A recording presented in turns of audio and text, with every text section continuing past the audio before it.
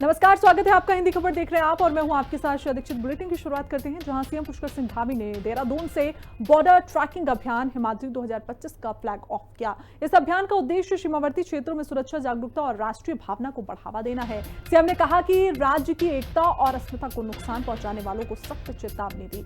साथ ही उन्होंने कहा कि एक उत्तराखंड एक उत्तराखंडी की भावना से सभी को मिलकर काम करना होगा।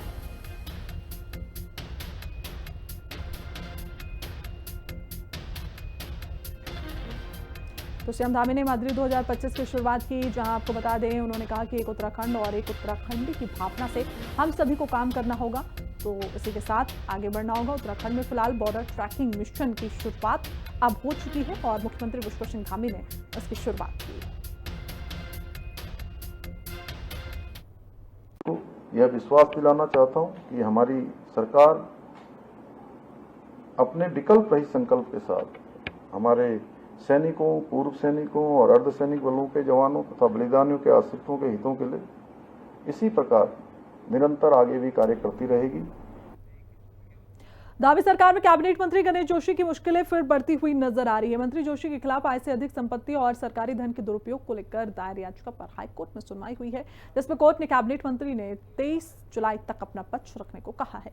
वहीं इस मामले को लेकर कांग्रेस ने मंत्री गणेश जोशी और प्रदेश सरकार पर जमकर निशाना साधा। हाईकोर्ट ने गणेश जोशी से जवाब मांगा। घिरे मंत्री आय से अधिक संपत्ति मामला। कांग्रेस ने प्रदेश सरकार पर साधा निशाना। मंत्री पर आरोप, जीरो टॉलरेंस का दावा। आय से अधिक संपत्ति के आरोपों से घिरे प्रदेश के कैबिनेट मंत्री गणेश जोशी की मुसीबत फिर बढ़ती नजर आ रही है।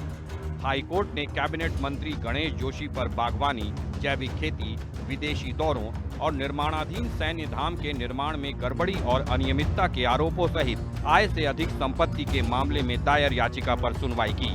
कोर्ट ने मंत्री गणेश जोशी को 23 जुलाई तक अपना पक्ष रखने को कहा है। देहरादून निवासी आरटीआई कार्यकर्ता और अधिवक्ता विकेश नेगी ने हाईकोर्ट में याचिका दायर की है।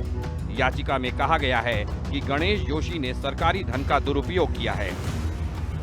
मंत्री गणेश जोशी ने आय से अधिक संपत्ति अर्जित की। कैबिनेट मंत्री ने सरकारी धन का किया दुरुपयोग। बागवानी, जैविक खेती को लेकर विदेशी टूर के नाम पर दुरुपयोग।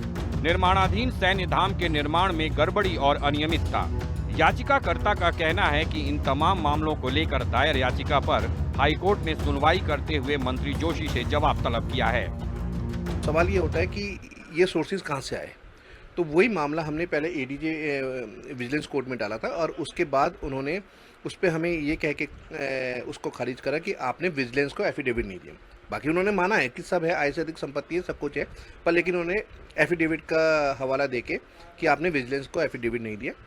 उसके बाद हमने इसको हाई कोर्ट में इसकी रिवीजन फाइल करी और उसमें हाई कोर्ट ने एडमिट करा और इनको नोटिस इशू कर दिए। तो अब ये अपना जवाब देंगे। वहीं इस मामले को लेकर कांग्रेस ने सरकार पर निशाना साधा है। कांग्रेस का कहना है कि भ्रष्टाचार पर जीरो टॉलरेंस की बात करने वाली बीजेपी सरकार के मंत्री ही भ्रष्टाचार के आरोप से घिरे हैं और हालत ये है कि उनके खिलाफ जांच के लिए लोगों को कोर्ट का सहारा लेना पड़ रहा है। इतने लंबे समय हो गया, इतना गंभीर आरोप लगे। सार्वजनिक जीवन में जो व्यक्ति रहता है उसको अपना स्पष्टीकरण तत्काल दे देना चाहिए। अगर कोई आरोप लगता है, आप खामोश हो जाएंगे, आप एरोगेंट हो जाएंगे, आप इस तरह से व्यवहार करेंगे कि आप परवाह ही नहीं करते कि आपके ऊपर क्या आरोप लग रहे हैं। भैया, आपको जनता ने चुन करके भेजा है और जनता के प्रति आपकी जवाबदेही है। अगर किसी प्रकार के भ्रष्टाचार के आरोप आपके ऊपर लग रहे हैं तो आपको तत्काल उसका जवाब दे देना चाहिए था। ये नौबत ना आती कि हाई कोर्ट लताड़ता, हाई कोर्ट आपको कहता, आपको निर्देश देता कि आप अपना जवाब दीजिए। मैं समझता हूं कि पूरे प्रदेश में इस समय हालात बहुत खराब हैं। इससे पहले विजिलेंस कोर्ट में मंत्री गणेश जोशी के खिलाफ याचिका दी गई थी, लेकिन विजिलेंस कोर्ट ने याचिका खारिज कर दी थी। लेकिन अब मामला हाई कोर्ट में है, जिस पर अदालत ने मंत्री को जवाब तलब किया है, जिससे इस बार मंत्री गणेश जोशी घिरते नजर आ रहे हैं। देहरादून से संवाददाता शुभांगी भट्ट और दीपिका भंडारी के साथ ब्यूरो रिपोर्ट, हिंदी खबर।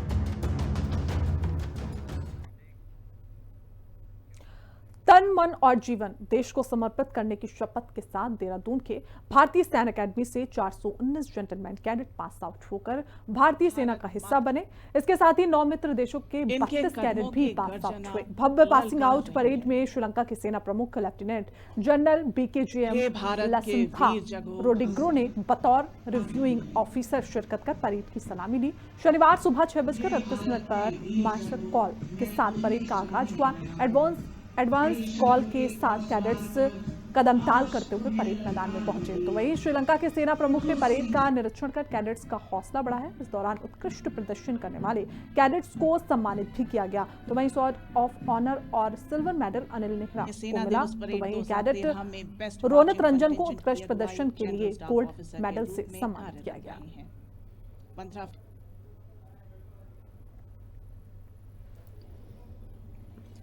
In order to lead the parade, the immaculate drill movements, exemplary bearing, and roaring command.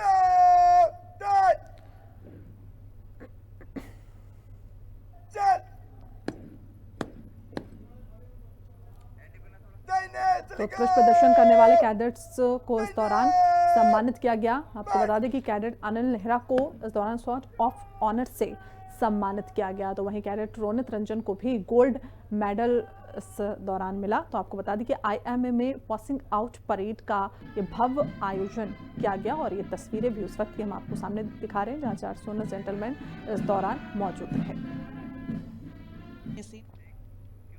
आगे बढ़ते देहरादून से इस वक्त की बड़ी खबर सामने आ रही है, जहां राज्य आपातकालीन परिचालन की बैठक सीएम धामी ने अधिकारियों के साथ बैठक की। सीएम धामी ने अधिकारियों को सख्त दिशा निर्देश दिए। तो ये बड़ी अपडेट इस वक्त की देहरादून से सामने आ रही है, जहां आपको बता दें कि मुख्यमंत्री पुष्कर सिंह धामी की ये बैठक आपातकालीन परिचालन को मद्देनजर रखते हुए हुई। तो आपको बताते चले कि अधिकारियों के साथ मुख्यमंत्री पुष्कर सिंह की बैठक कई मायनों में अहम मानी जा रही। सीएम धामी ने अधिकारियों को कई दिशा निर्देश भी दिए। तो इस वक्त की देहरादून से ये बड़ी जानकारी हम आपको बता रहे हैं।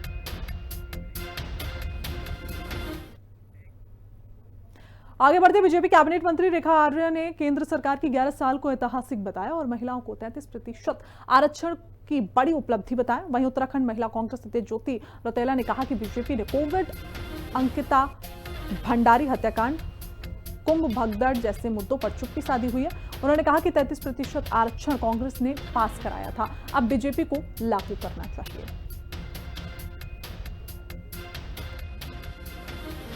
सबसे पहले रेखा आर्या जी को बोलना चाह रही हूँ कि कम से कम वो महिला बाल विकास मंत्री हैं और जो महिलाओं के ऊपर अपराध लगातार इस प्रदेश में हो रहे हैं। 9 हिमालयी राज्यों में नंबर 1 हिमालयी राज्य उत्तराखंड है, जिसमें महिलाओं के ऊपर बलात्कार दुराचार की घटनाएं बढ़ी हैं और जिसमें उनका एक भी स्टेटमेंट आज तक आपने ना अंकिता भंडारी के मामले में सुना होगा, ना अनामिका शर्मा ने जो अपनी बेटी के साथ करवाया, जो बाकी बलात्कार के केसेस भाजपा के पदाधिकारी जिनमें इन्वॉल्व है उनके बारे में वो कोई बात नहीं कर रही।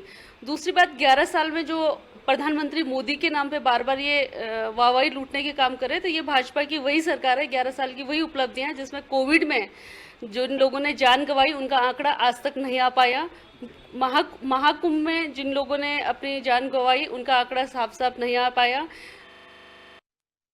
केंद्र सरकार का 11 साल का कार्यकाल अपने आप में हर दिन एक निर्णायक दिन, एक हिस्टोरिकल दिन, ऐसे निर्णय जो कि अभूतपूर्व हैं हमने देखा है, हम उन निर्णयों में साक्षी बने हैं।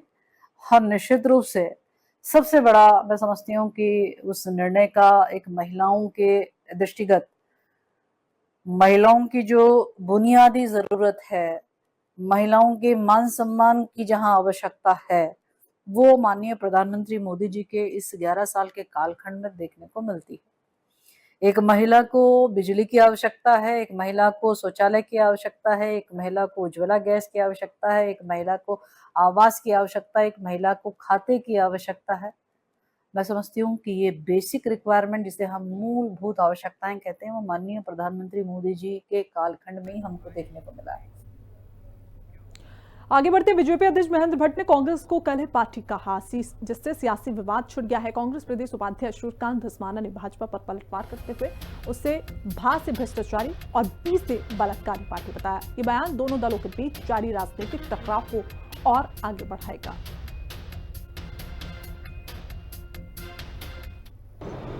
मूर्खता की पराकाष्ठा है। लोकतंत्र में इस तरह की बातें नहीं करनी चाहिए। सत्ता का गुरूर इतना नहीं होना चाहिए कि आप कुछ भी किसी के लिए कह दें। मुख्य विपक्षी पार्टी का सम्मान करना चाहिए। आप कुछ भी अगर कहेंगे तो हम भी कुछ भी कहेंगे, अगर आप गाली देंगे तो हमें भी गाली देनी पड़ेगी। तो इसलिए ईंट का जवाब पत्थर से देना पड़ता है। अगर वो क से कला कहेंगे तो हम बी से भ्रष्टाचार भी कहेंगे और बी से बलात्कार भी कहेंगे। आप मालूम ही है हरिद्वार की भारतीय जनता पार्टी की महिला प्रकोष्ठ की जो जिला अध्यक्ष रही हैं मोर्चे की, उनका जो कुकृत्य है वो सारे प्रदेश को मालूम है। तो इसलिए बी से बलात्कार बोलना बड़ा आसान हो जाएगा, बी से भ्रष्टाचार बोलना बड़ा आसान हो जाएगा। भूमि घोटाले से लेकर के खनन घोटाले से लेकर के पूरे राज्य में जिस प्रकार से घोटाले हो रहे हैं, तो बी से भ्रष्टाचार भी कहेंगे, बी से बलात्कार भी कहेंगे। आगे बढ़ते उत्तराखंड में आगामी विधानसभा चुनाव को लेकर कांग्रेस सक्रिय हो गई है। पूर्व सीएम हरीश रावत जनता से जुड़ने के लिए राज्य भर में यात्रा कर रहे हैं, लेकिन पार्टी के कुछ नेता इसे गंभीरता से नहीं ले रहे हैं। वहीं राज्यसभा सांसद नरेश बंसल का कहना है कि बीजेपी पूरी तरीके से तैयारी के साथ विपक्ष को हराने की रणनीति बना रही है। कांग्रेस के अंदर एकजुटता न होने से उनके प्रयास सफल होंगे या नहीं, ये कहना थोड़ा मुश्किल है। पार्टी का तो एक ही नजरिया है कि चाहे जैसे भी आए हमको मुकाबला करना है और विपक्षियों को चुनाव के मैदान में शिकस्त देनी है। इस दृष्टि से पार्टी अपनी सब प्रकार की तैयारी करती है। जहाँ तक श्री हरीश रावत जी का सवाल है, हरीश रावत जी प्रदेश के कांग्रेस के वरिष्ठ नेता हैं पर जीवन के चौथे चरण में हैं। फिर भी वो प्रयास कर रहे हैं, पर मुझे लगता है कांग्रेस के ही नेता और कार्यकर्ता उनको गंभीरता से नहीं ले रहे हैं, इसलिए उनके कोई प्रयास कुछ सफल होंगे ऐसा लगता नहीं। 12 जून को उत्तराखंड सचिवालय में एक कर्मचारी ने अनुसूची सचिवालय पर एयर गन तानकर जान से मारने की धमकी दी, जिससे हड़कंप मच गया। आरोपी को हिरासत में लेकर पद से हटाया गया और उसका पास निरस्त कर दिया गया। बीजेपी प्रवक्ता ने कड़ी कार्रवाई की मांग की और बताया कि प्रशासन जांच में जुटा है। तरह के चाहे कर्मचारी हो या बाहर से गया हुआ व्यक्ति हो, सचिवालय वहां पर सरकारी कामकाज होते हैं, अधिकारी बैठते हैं और वहां पे सुरक्षा की दृष्टि से मुझे लगता है कि तमाम सुरक्षा बल तैनात होते हैं और ऐसे में अगर किसी प्रकार की कोई घटना या कोई व्यक्ति इस तरीके से गन तान दे तो ये जांच का विषय भी है, उसके खिलाफ कार्रवाई भी होनी चाहिए। मुझे लगता है कि जो हमारे प्रशासनिक अधिकारी और शासन इसमें जो जांच कर रहे होंगे, अगर वो दोषी पाए गए हैं और उन्होंने गलत तरीके से ऐसे किसी के ऊपर गन तानने का काम किया, क्योंकि किसी को भी अधिकार नहीं है वहां सुरक्षा की दृष्टि से इस तरह के जो है असले ले जाने का या किसी को धमकाने का या किसी के ऊपर गन तानने का। तो मुझे लगता है कि इन सारी चीजों को लेकर के जांच होगी और जांच में वो दोषी पाए जाएंगे तो उनके खिलाफ कार्रवाई भी होगी और उनके खिलाफ कार्रवाई हो भी चुकी है। देहरादून के नालापानी क्षेत्र में हल्दू आम के पास 40 बीघा संरक्षित वन में हरियाणा निवासी ने बिना अनुमति तार बाड़ लगाकर गेट बना दिया। इससे हजारों पेड़ों को खतरा पैदा हो गया। ग्रामीण और पर्यावरण प्रेमी विरोध में खड़े हुए हैं। वहीं डीएफओ मसूरी और वन विभाग व राज्य की टीम को संयुक्त जांच की निर्देश